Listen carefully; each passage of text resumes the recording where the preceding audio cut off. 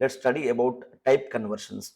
What is this type conversion? Generally, we know in programming we talk about int to no char, or maybe generally we do int to float, or float to no int, or double, or whatever. We transform data type from one to the other by doing type conversion.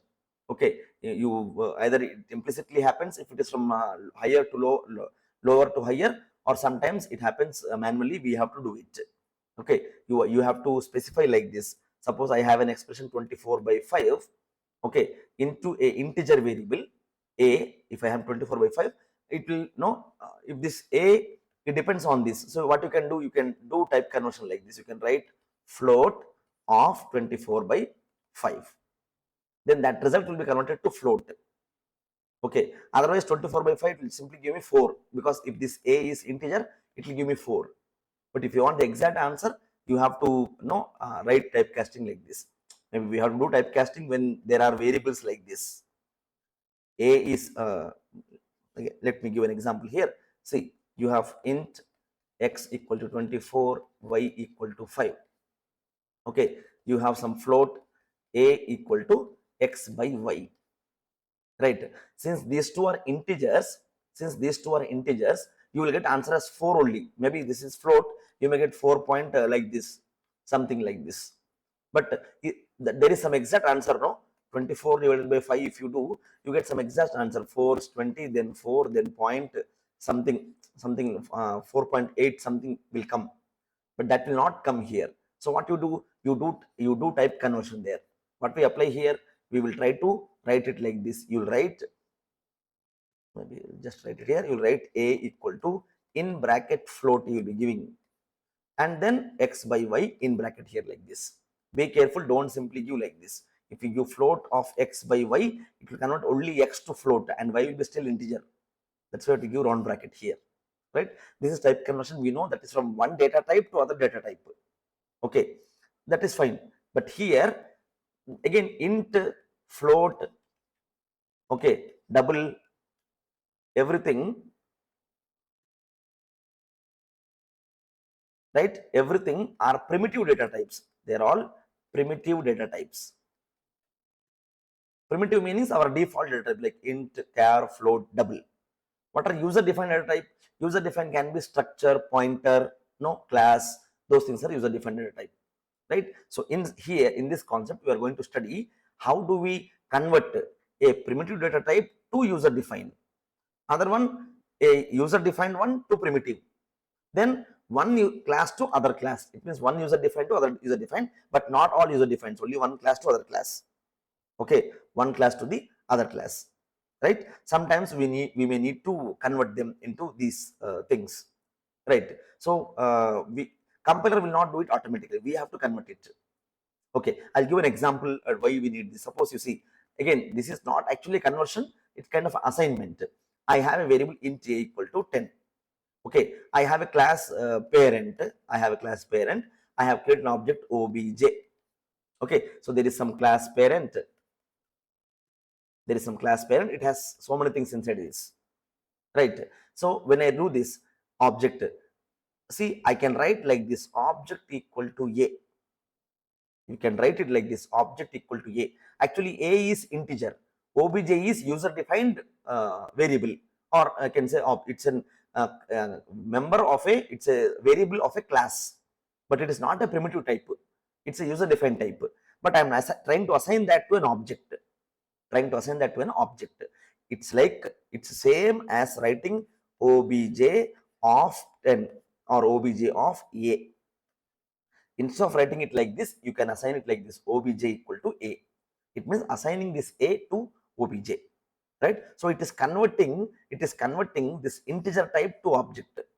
Sometimes you can write a equal to the object. It is like converting the object to integer, right? So these are the few applications. Let's analyze them in detail. What is this type conversion, and what are the different types, how we try to do them. See, this is again directly program, simple thing. We will try to understand converting a primitive data type to user defined data type, how we do that. Okay, to perform this conversion, the idea is to use constructor. Sorry, The idea is to use constructor to perform type conversion. We are using the concept of constructor here. How we are doing, you see, I have a class time.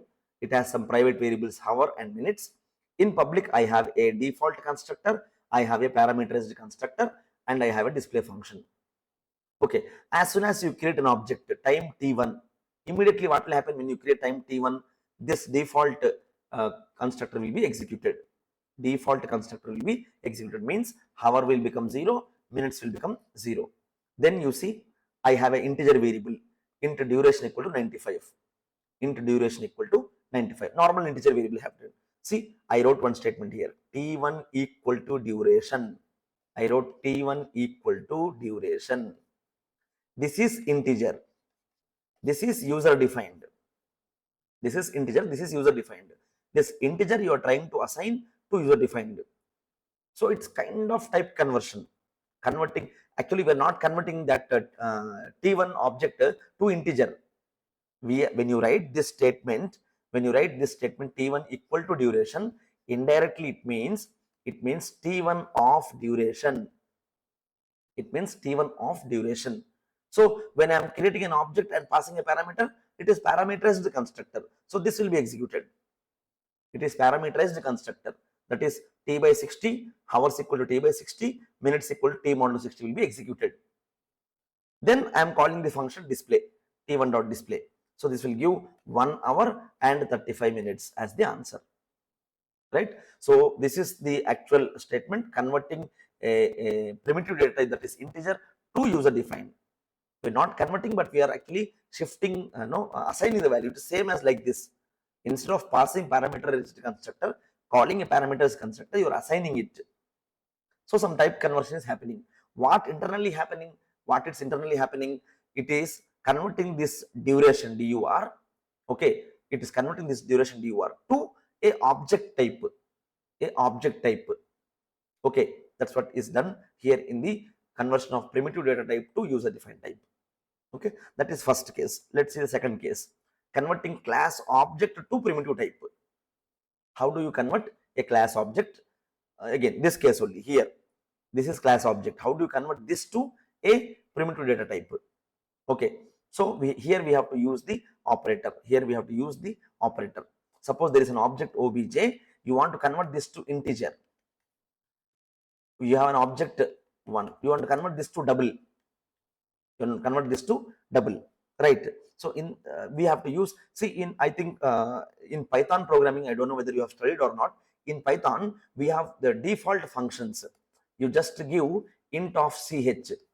Okay, int of ch, you give ch is a character. It will convert that to integer automatically. You can give any data type. You can give double. Of ch.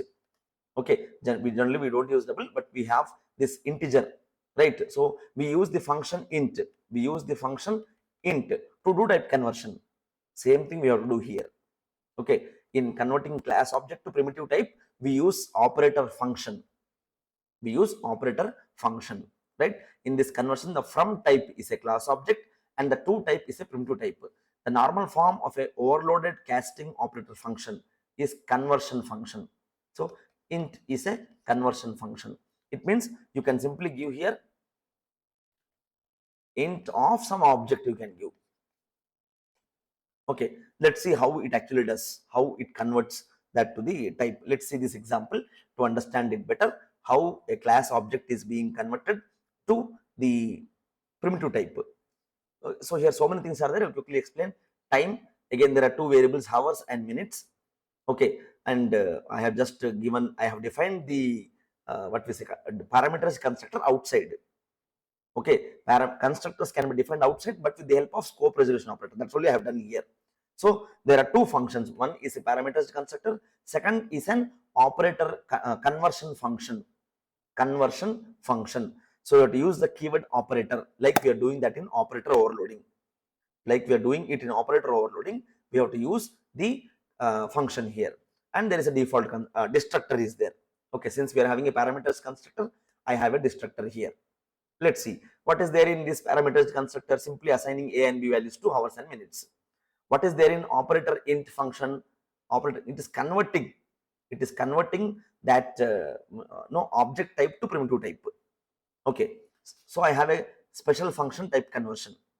I have a special function type conversion. That only I'm calling here. See, introduce again. Let's go from main. Let's start from main and try to understand what's happening here. Main, I have two variables, int hour and minutes. Hour equal to 2, minutes equal to 20. Integer variables. Then type conversion, hours and minutes. I'm calling a function type conversion. Nothing about constructor, nothing here. Right? I'm calling a function type conversion. I'm passing this 2 and 20. So 2 is coming here and 20 is coming here. I have created one more variable, duration, and you see here, I wrote here time, t, hour and minutes. It's a parameterized constructor. Object name is t.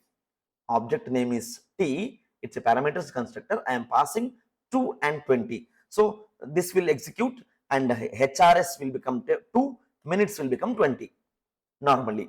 Then the actual statement, that is duration equal to t. To a integer variable, I have given here t. So by default, what is the data type of this duration? What is the data type of this duration? It is integer. It is integer. So when I write like this, okay, when we write like this, when you are doing this statement, it will simply call total minutes are duration. Total minutes are duration. So whatever is there in this duration conversion, that will be converted. Okay. Second method, operator overloading. T, if you simply write this statement, duration equal to t, this function will be executed. This function, that is return hours into 60 plus minutes. That is hours is 2, 2 into 60, 120, 120 plus minutes 20. So 140 will be returned. So the duration will be 140. Okay, this statement. It's simple. In the previous case, here if you see, here what we wrote t1 equal to duration. Here we are writing duration equal to t1. But to get executed, we have to write a special conversion function. You have to use the keyword operator and which type, which data type you want to convert that object to. I want to convert that object t to integer. So I wrote integer function here. I wrote int name here. And mandatorily that duration should be integer variable. Only then it will work. Okay, so it will give. So other method also is there. Duration equal to t dot operator int. Directly you can, using this object, you are calling this function. Simple, like we do in our class concept, right? Object name is t dot operator int. This is the name of the function. It will also do the same thing. It will call this function and give that integer value to this duration. So both answers will be same. But you have two ways of converting a class object to primitive data type. One is using this step, or other using directly calling the function. Anyhow you have to define this. So you can, without any confusion, you can, without writing this also, you can call the function, it will work. So this is about converting from one class object to primitive type. And the previous one we discussed is from primitive to class object type. Okay. Then the third model is from one class to the other class, is the converting of one class type to other class type. Okay, we will see an example and then understand what is trying to do here. One class type to other class type, right? Let's see the third type of conversion, that is from one class to the other class. There are two ways of doing it. One is using constructor, other is using overloading casting operator. Same thing. Let's see here. Program is written. This is an example to understand how it works. Okay, understanding the programming is easy. I have a class CGS. Okay, I have another class FPS. There are two different classes. That's what. No, what is the agenda here? Conversion of one class type to other class type. Means converting of object of one class to the object of another class. So in this again, there are some variables, there are some function, there is a constructor, there are some get and set functions are there. Even in class FPS, there are some private variables, there is a default constructor. See, there is a default constructor, this is okay. And I have a function to display. Let's see this one. See this, FPS of CJS, that is the class A, D2, right? This I will talk about. This is the most important one. Let's see what we are doing here. Go to main. CGS D1 910. For the class CGS, I have created an object D1. I am passing two values 9 and 10. Okay, so 9 and 10 means this default parameters constructor will be executed. Fine. It means D1 is having D1 dot minutes. Okay, D1 dot m is equal to 9, D1 dot cms is equal to 10. Fine. Then FPS D2. I created object D2 for this class FPS. I wrote D2 equal to D1. I wrote D2 is equal to D1. D1 contains the values. Okay, I wrote D2 equal to D1. When you write like this, okay, you have to define this. Here I am little using inheritance concept. In class FPS, inside class FPS, I am calling the object of class CJS. See, CJS D2. Inside this function, I am writing the logic of converting D2 dot get CMS, D2 dot get DMS into 100 x equal to this thing I am doing. Okay, it means when you write D2 is equal to D1, right? So you are indirectly, see which one is D2 of FPS. D1 already has some value.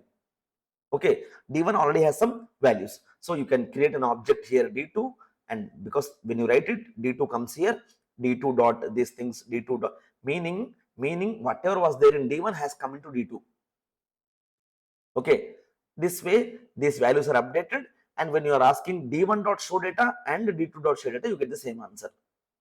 Just a proof that they have converted. Here also we have show data, here also we have show data function in both, right? So when you write saying single statement converting, assigning D2 equal to D1, meaning whatever content is there in D1 is copied into D2. This is a proof for that. And why I said inheritance here, see, this is what, as soon as you create an object, inheritance is executed, right? When you write this statement D2 equal to D1, this function will be executed. Means for FPS class, you are passing a new object D1.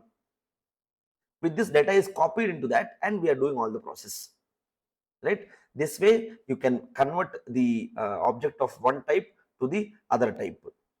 What is the next approach? Is operator, this operator overloading time. Let's see how it is happening here, right? I have a class minute. It has some private and some default constructor and a function. Then I have another class time. It also has some constructor and a default constructor, and there is a function operator minute. Operator, right? Operator overloading, I'm doing operator minute. A function is there, right? You see the main here. Time T1 3,40. T1 class for time. For this class, I have created an object T1, and I'm giving 3 and 40. So these two are executed. Parameters constructor is executed. Then minute m, I have created an object m for this minute class. I wrote m equal to T1. Simply assigning m is equal to T1 means whatever content is there in T1 will be assigned to m. Okay. When you do this, when you write this statement m equal to T1, operator, this is the class name you see. This is class A name. When you write this m equal to T1, immediately the content of T1 is copied into m, and this function is executed. Okay.